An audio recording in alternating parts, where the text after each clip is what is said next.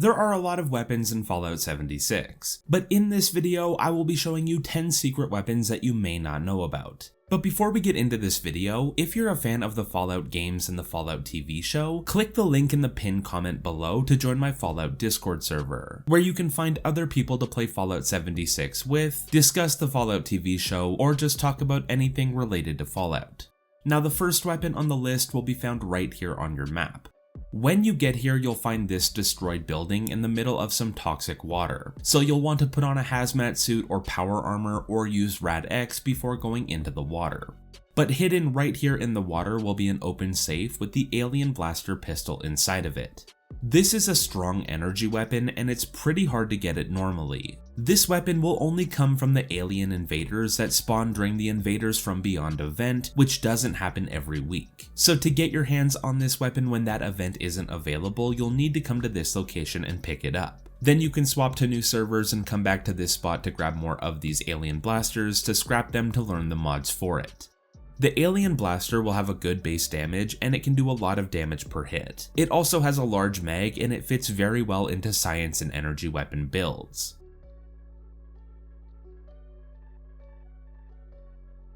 To get the next weapon, you'll need to go to the Wavy Willards water park, which will be right here on the map. When you get here, you'll need to look for Miss Annie, who will be a robot that will be wandering around near the alligator that will be at the back of the park. When you find her, you'll need to talk to her and then offer to help her, and then she'll tell you that she's looking for a child named Freddy. This will start a side quest called Cold Case, which takes less than 15 minutes to complete, and it's even faster if you have all of the fast travel points already unlocked, so you can bounce around to quickly complete this quest. But at the end of the Cold Case side quest, Miss Annie will give you the Perfect Storm SMG. This is a really good weapon, especially if you can get it early on. The Perfect Storm will do good damage per shot, but it comes with a bake-in unique effect that will make it do high amounts of fire damage on every hit. Then you can modify this weapon to fit it into your build. It's actually a pretty strong weapon.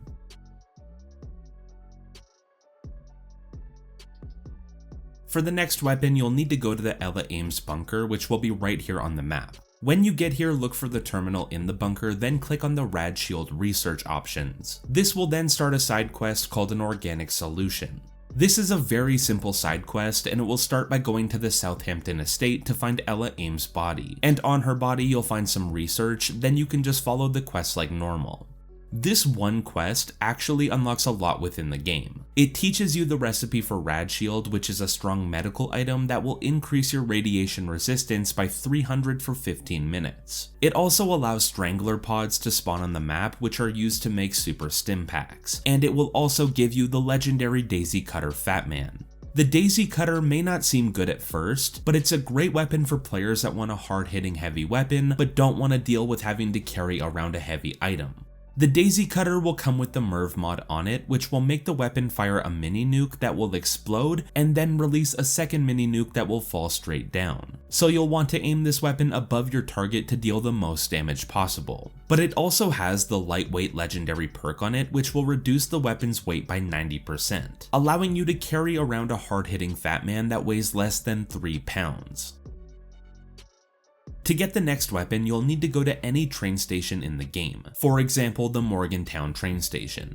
When you get to a train station, head inside and look for this wall of posters. Then look for the red poster that says Sheep Squatch ate my brother. Reading this poster will start a side quest called Lying Low, which is a pretty long side quest, but it's worth doing because at the end of it you'll be given the Fixer, which is a strong unique rifle. Now the base version of this weapon will come with 3 baked-in unique effects, which will increase your sneaking speed by 100%, increase your stealth in shadows by 15%, and increase armor penetration by 25%.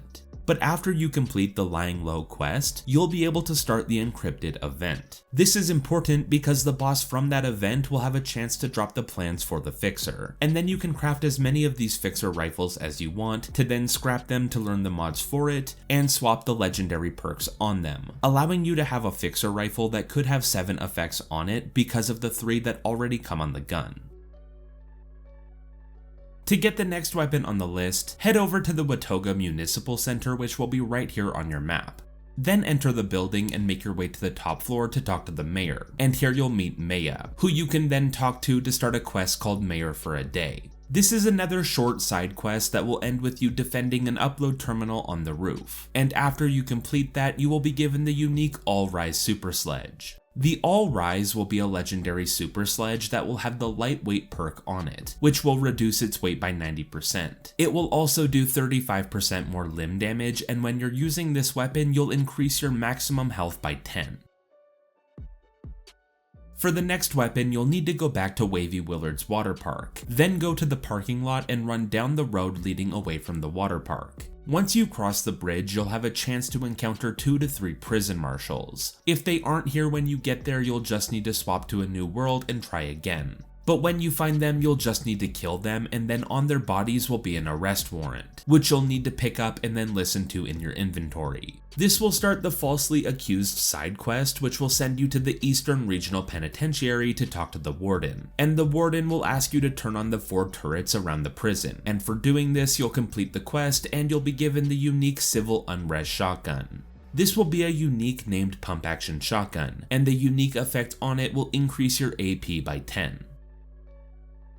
To get the next secret weapon, you'll need to go to Harper's Ferry. When you get here for the first time, you'll see 3 objective pings on your map, and then all you'll need to do is go to one of them and then interact with the terminal at that location to start a side quest called Tracking Unknowns. And for this quest, you'll just need to get a signal booster and then attach it to a cargo bot to find a group of lost people. And then once you find them, you'll complete the quest and you'll be given the Pyrolyzer unique flamer.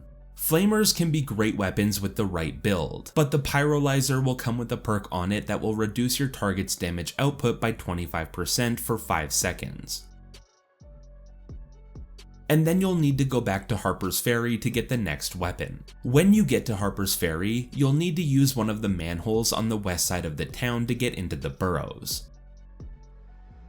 And when you enter the burrows, you'll need to loot the Brotherhood of Steel member that will be right at the entrance to start the Waste Management side quest. Now this will be the easiest side quest that I'll talk about in this video because all you'll need to do is work your way through the tunnels, and then at the end of the tunnel you'll fight an Assaultron. And when you kill that Assaultron, you'll complete the quest and you'll be given the Gutter, which is a legendary sword that will heal you for 2% of your health over 2 seconds every time you hit an enemy. But it also has a high base damage and it will do a lot of bleed damage per hit. I actually really like using this weapon. Now the next weapon on the list isn't a real weapon. It's actually a grenade type weapon that people may not know about. To get it, you'll need to go to the pumpkin house, which will be right here on your map. When you get here, talk to Jack and he will give you the Trick or Treat quest. And to complete this quest, you'll just need to collect 10 pumpkins, which can be found across the street. And then after you do that, you'll complete the quest and you'll be given pumpkin grenades. And if this is your first time doing this quest, you'll also get the plans to craft pumpkin grenades. Now these are actually pretty good grenades and new players won't know about them, but they will do explosive damage, bleed damage, and radiation damage to enemies that are nearby when they explode. And you can do this quest every day for more of them. And the final weapon on the list isn't exactly a secret weapon, but again it is a weapon that new players won't know about, and because of how easy it is to get it, it's a weapon that they won't want to miss. For this weapon, just go to Highway Town, then look for the bounty board and across from it will be the vendor Splint, who will be selling the plans for the V63 laser carbine and the mods for it. This is a great energy weapon and it will have a high rate of fire and it can do some amazing damage with the right build. There used to be a different way for you to get this weapon, but the game has changed and now it's much easier to get it. And those are 10 weapons that you may not know about. Now these aren't the best weapons in the game, but they are interesting weapons that could make good additions to your collection. But I hope you enjoyed this video and thank you for watching.